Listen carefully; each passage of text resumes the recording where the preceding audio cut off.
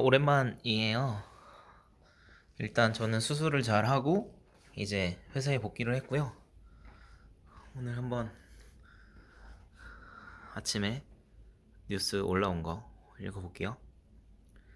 4차 재난지원금은 집합 금지 조치로 계속 문을 닫아야 했던 곳에 500만 원, 가게 문을 일찍 닫는 쪽으로 완화된 곳에는 400만 원, 집합 제한 업종에는 300만 원, 매출이 감소한 일반 소상공인은 3차 때와 같이 100만 원을 지급합니다.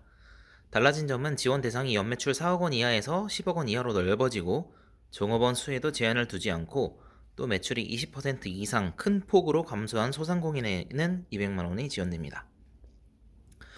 재테크 방법 중에서 주식 직접 투자를 선호하는 30대가 많아지고 있다고 합니다.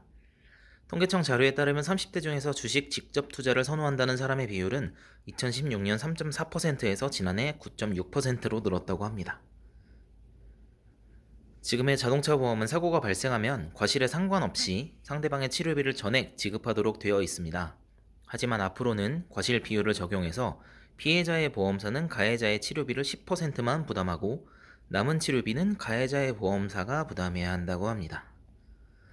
지난해 출생아 중 남자아이 비중이 43년 만에 최저 수준으로 떨어졌다고 합니다. 여자아이 대비 남자아이 출생비인데요.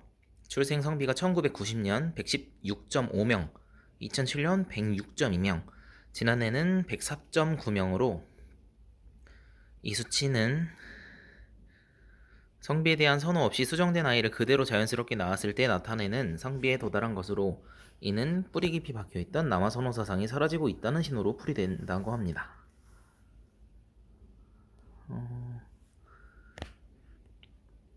국내 최초로 뉴스와 엔터테인먼트를 합친 뉴스테인먼트 채널 YTN2가 출범했습니다.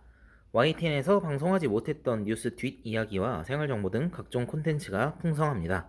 일반 뉴스가 다소 딱딱한 분위기라면 YTN2는 콘텐츠는 종일 틀어놔도 부담스럽지 않고 친근한 것이 장점입니다.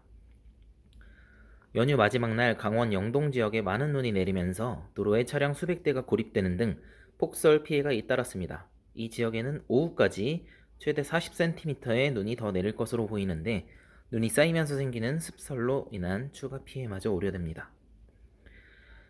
아침 일찍 일어나 자기계발에 몰두하는 이른바 미라클 모닝 챌린지가 2030 세대에게 인기라고 하는데요.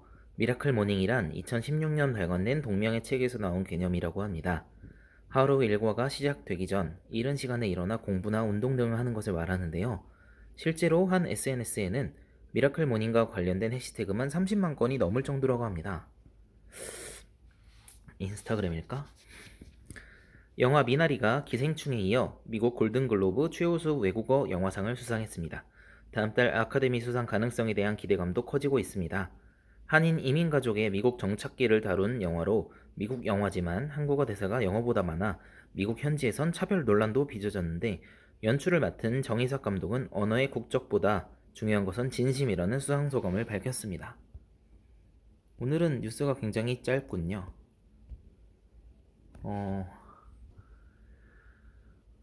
벌써 3월입니다. 올해 21년도에는 행복한 일만 가득하시길 바랄게요. 내일 또 만나요. 내일은 삼겹살 데이. 삼겹살 뿅.